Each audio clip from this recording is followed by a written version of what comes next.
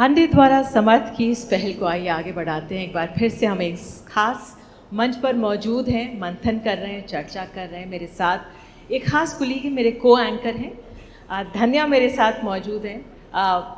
Locomotive disorder disability की brand ambassador साल की हमारे साथ धन्या हैं मौजूद। साथ ही मैं आपको बता दूं हमारे साथ आराधना लाल है, लेवेंट्री की, निपुण मल्होत्रा हमारे साथ मौजूद हैं, सेंट स्टीफन से पढ़े हुए हैं, वर्ल्ड इकोनॉमिक फोरम ने इन्हें सम्मानित किया है। यहाँ पर मैं बता सकती हूँ विधि लीगल फाउंडेशन की दामिनी घोष हमारे साथ हैं, और नित्या रमेश जो हमारी स्पेसेस हैं, अर्बन स्पेसेस हैं, उनको हम किस तरह से डिज़ाइन कर सकते हैं, करते हैं भी, ये उसके बारे में हम बात करेंगे। पॉलिसीज़ के बारे में बात करेंगे, भवन निर्माण की हम बात करेंगे, किस तरह से जो पहुंचने के रास्ते सुगम हो सकते हैं उस पर बात करेंगे। सबसे पहले मैं धन्या रवि से बात करूंगी। Dhanya, tell us a bit about your journey. It hasn't been easy. You have been awarded by national awards. You have come from Bangalore and you are working with Enable India. Tell us a little bit more and how the journey has been till now. Journey as of now has been very liberating, I would say. Just like you said, it wasn't easy. I come from a very traditional rural background. I hail from Kerala and I've been brought up in Bangalore. But no, as I born with this rare disease called osteogenesis imperfecta, but the condition of this character of this condition is that until teenage my bones used to fracture without an invitation.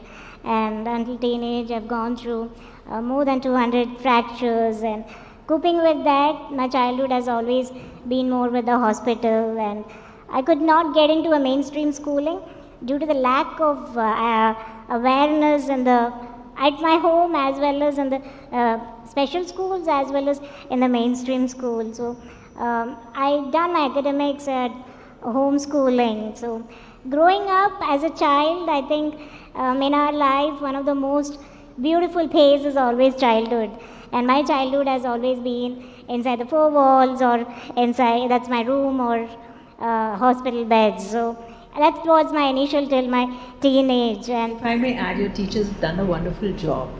Absolutely. Please tell us a bit more. How was it finding a teacher or the society around? How was it?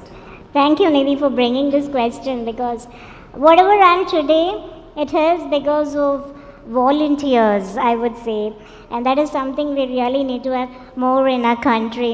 So like I said, my parents was not so much aware of the importance of education for a woman with disability, not putting any gender bias, but keeping disability as an object. They were not sure, is it really important to educate me? And they said, let's teach what, my brother, I have an elder brother, so he can teach me. That's what the plan was. And then my neighbor auntie came down and said to my father that I'm going to teach Dhanya every day 1 hour, and then started my journey with proper mainstream books where I got it done from my friends every year as on. So 10 years she voluntarily taught me. So looking back, I would say now I don't regret of not going to the mainstream school, because she was one among 10 teachers, I would say. There's a lot that I learned more than academics. So Tanya, let's take this program forward now. Absolutely. I think I like to ask Nipun this question, because today morning I came with my friend, he's a volunteer and a very good friend of mine. So when I came with the airport and all the scanning and all of that, I was just thinking, when will actually get rid of this as a wheelchair user? How can we break these kind of barriers? And Nipun, I think you are one who always came up with the solutions, or spoke for the community. And there's a lot that you have brought down, like Amazon app and X-ray scanning at the airport, security, GST, and many of that. So can you just provide some more, how we together as a collective work on this, and how did you get started with that? Sure, I think that's a very important question, and I cannot take full credit for all those moments. I think it's a collective effort of the disability movement. But when you speak about scanning at airports, etc., I think it is a pity that a lot of airports today use X-ray machines to get people out of wheelchairs, or even make people with disabilities remove their prosthetics, etc., during security checks. Interestingly, the Bureau of Civil Aviation Security has actually come up with a policy that that doesn't need to be done. And me, along with a group of disability activists, had met the CISF and the BCS, and these rules were changed. Implementation, of course, becomes a challenge, because of which there are a lot of states and a lot of airports where that is still not done. And but the rule is there, and I think that is really the story of India in the last 10 years when it comes to disability. I think a lot has moved forward in terms of creating policies, laws, etc.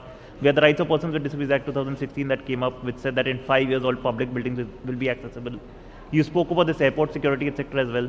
So I think we've seen the intent over the last 5 to 10 years, but I think now it's the time for execution. And I hope this Samarth by Hyundai campaign pushes the government, the private sector and all other stakeholders to start executing what's really written on paper in terms of laws and policies. अपने execution की बात की, आराधना लाल हमारे साथ lemon tree से मौजूद हैं.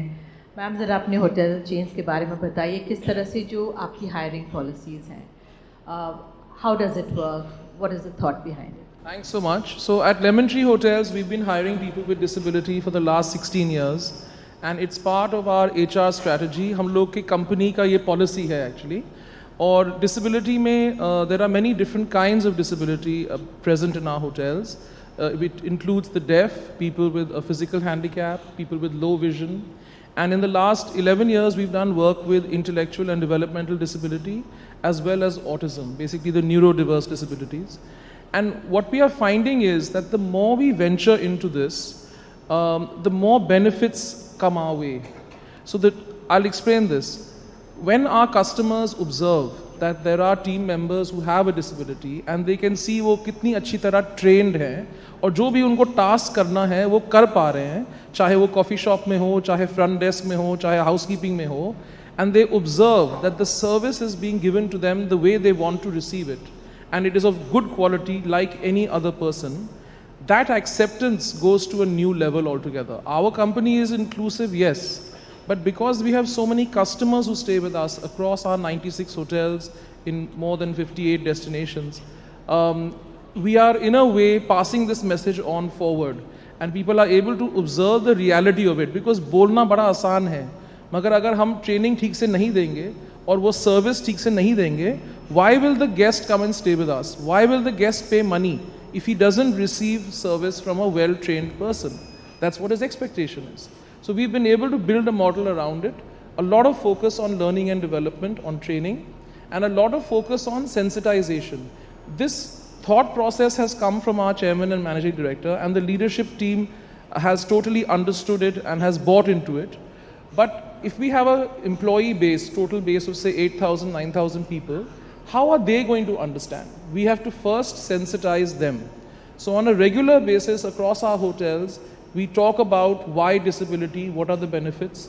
Then we talk specifically about if there are deaf team members in your team, how shall you work with them? We teach everybody Indian Sign Language. Now this is an interesting thought.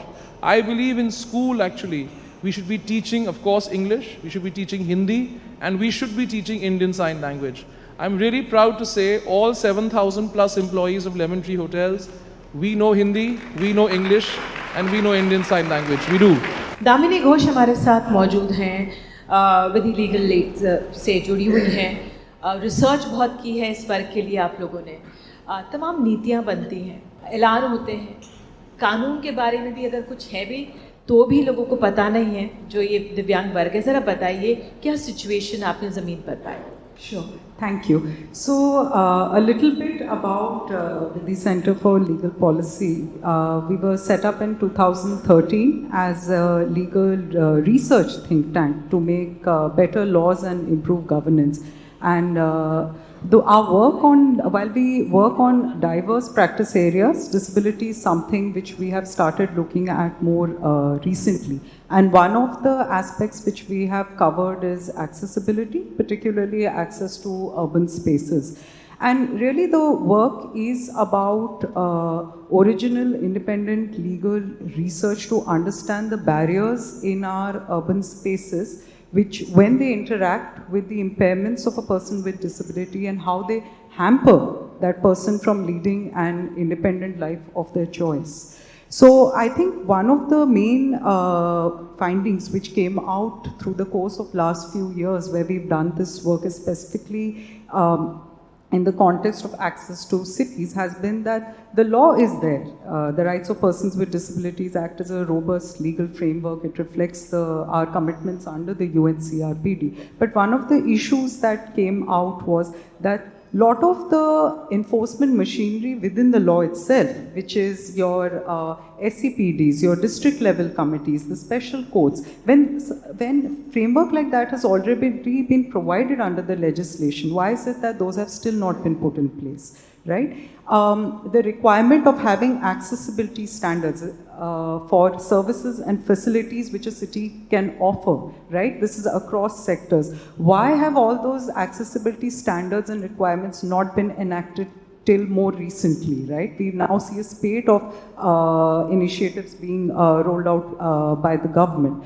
So I would say that while the framework is there, a lot of the details within the framework need to be acted upon. As Nipun said that the law was there, the framework is laid out, now we really need to take action. Just a quick short question, 119 laws which were discriminatory, Yes. आप लोगों की Yes. संस्था द्वारा उनको हटाया गया, थोड़ा सा बताइए इसके बारे में. This was in relation to laws which had ableist provisions which discriminated against persons with leprosy. So it started as an exercise of us doing a full-blown legal analysis, finding it out, and then we had all this research. And but the question is, what is the impact of that research? Where is it going from there? And one option is, of course, we can approach different government departments across states and do it on a piece-by-piece basis, which is a very, very time-consuming process. We also felt at that time, this was some time back, that filing a more strategic litigation before the Supreme Court to take note of this exercise actually had a huge impact. It set a precedent which sort of triggered a movement within various state governments to start repealing these kind of discriminatory provisions. Absolutely. Just wanted to ask you itself, like, what is this next level of policies or frameworks that you're working on? Okay, so right now a lot of the work, as I was mentioning, has been generally on access to urban spaces, and what has to be remembered with disability is, when I talk as a lawyer, is that it cuts across practice areas. You know, there is a whole component of access to urban spaces, then there's health, education, early intervention, sports, you name it. So it cuts across. The second aspect which one needs to keep in mind is that the implementation or the framework itself is spread across the central, the state, as well as the local levels. So there is a lot going on in that sense. And what we feel is that while a lot of our work has been general, now we've sort of started narrowing down on specific areas of intervention. So a lot of our work has been about focusing on, say, parks, on making inclusive play spaces, or to sort of put together representations on making buses accessible. We would have seen there has been a lot of talk about buses over the last few months, whether in Karnataka or at a national level. How, when we are procuring buses, at the start itself, can we have a framework where accessibility measures are already incorporated rather than as an afterthought? Nithya, you are from Jana Urban Space. What is the mindset of people? How have you seen any change? And when you design the roads, the entrances to the buildings, not only the government buildings, but parks, etc. And you work in so many states, it's not only in one Karnataka or Chennai where you're based. So what is the difference, or what do you have to say on that? So I would really like to second what she said. We have great harmonized guidelines in the center, but unfortunately it's not mandated that you follow it. So if I were to build a building, I'm a developer, it's important for me to follow the fire norms to get the fire NOC. Right? And that is how I can then go ahead and sell my houses or whatever it is I'm building. But it is not important or imperative that I get a disability NOC. So I can go ahead and build what I want, and while it's there at the center, it gets diluted at the state, and by the time it comes to the ULBs, where your engineers building your footpath or building a park, this is not in their mind frame. It's not that the average engineer wants to make our city not inclusive. They just don't know. and then there is no enforcement, or the guidelines are not disseminated enough. There's not enough awareness. There's not enough capacity building. If you look at our cities or look at the work we do, when we say we want to build inclusive streets and public spaces for all, it's not just for the disabled. It's for all of us, right? We're so intertwined. If you have a walkable footpath with widely spaced bollards that a wheelchair can go through, so can a stroller, so can an elderly person with a walker. If you have a wheelchair-friendly sink, it also helps all the children. Many of us who are parents know the trouble of always having to carry our child to a sink. India has one of the longest coastlines. We're a peninsula, but except Chennai, I haven't yet seen a beach which has a boardwalk that allows wheelchair users to go near the sea. Absolutely, you raised a very important point. निपुण मुझे आपसे ये सवाल पूछना था. आपने हम सिर्फ जैसे बीचेस की बात हुई, जीवन सिर्फ पोस्ट ऑफिस या ATMs या हॉस्पिटल्स तक ही लिमिटेड नहीं है. म्यूज़िक फेस्टिवल्स के लिए, लाइब्रेरीज़ के लिए आपने पूरी एक जद्दोजहद लड़ी है, और उसके बाद कुछ चीज़ें हो पाई हैं. आप ज़रा बताइए उसके बारे में, क्योंकि आपने ज़ोमैटो ऐप में एक फ़िल्टर लगवाया किस तरह से व्हीलचेयर एक्सेसिबिलिटी किसी रेस्टोरेंट में है कि नहीं, वो आप चेक कर सकते हैं. तो ये अपने आप में बहुत अहम है. थोड़ा उसके बारे में. हाँ जी, एक्चुअली प्रॉब्लम इंडिया में क्या ये होती है कि जब लोग पर्सन विद डिसेबिलिटीज़ को देखते हैं तो उनको एज अ बेचारा एटीट्यूड के साथ देखते हैं, और देखते हैं कि बेसिकली उनको रोटी कपड़ा मकान चाहिए और उसके अलावा उनकी कोई ख्वाहिशें नहीं हैं. जब ज़ोमैटो ऐप की बात है, इसके पीछे एक थोड़ी छोटी कहानी है जो मैं 30 सेकंड में बताऊंगा. कि 2015 में मैं एक पब के एंटर कर रहा था अपने कुछ दोस्तों के साथ, और जब मैं पब एंटर कर रहा था, जो उस पब का जो मैनेजर था उसने बोला कि हम आपको एंट्री अलाउ नहीं करेंगे क्योंकि हमारा माहौल ख़राब हो जाएगा अगर हम पर्सन विद डिसेबिलिटी को अंदर अलाउ करेंगे.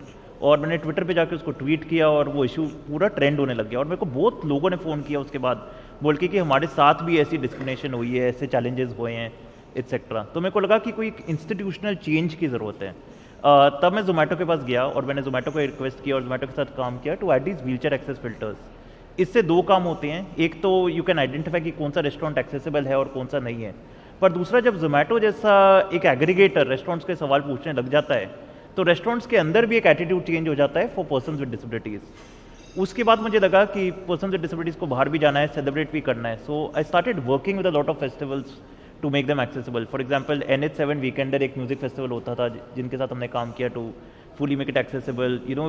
म्यूज़िक कॉन्सर्ट्स होते हैं जिसमें लोग ज़्यादा खड़े होते हैं, व्हीलचेयर यूज़र को तो कुछ दिखता ही नहीं है बिकॉज वो बैठे होते हैं, लोअर हाइट पे होते हैं. तो for them for example why not have a hired seating place. Jaipur literary festival में मैंने व्हीलचेयर्स देनी शुरू कर दी बिकॉज रियलाइज कि काफ़ी एल्डरली पॉपुलेशन वहाँ पे आती है और उनको चलने में दिक्कत आती है. एंड इनफैक्ट मैं तो ये बोलता हूँ कि people can not be divided into people with disabilities and people without disabilities. Everybody is temporary able bodied, क्योंकि जब भी कोई बुजुर्ग होएगा उनको सेम रिक्वायरमेंट्स होंगी जो एक पर्सन विद डिसेबिलिटी के पास है. तीसरा एक सेरेंडिपिटी आर्ट्स फेस्टिवल गोवा में होता है, वहाँ पे हमने काफ़ी काम करना शुरू कर दिया.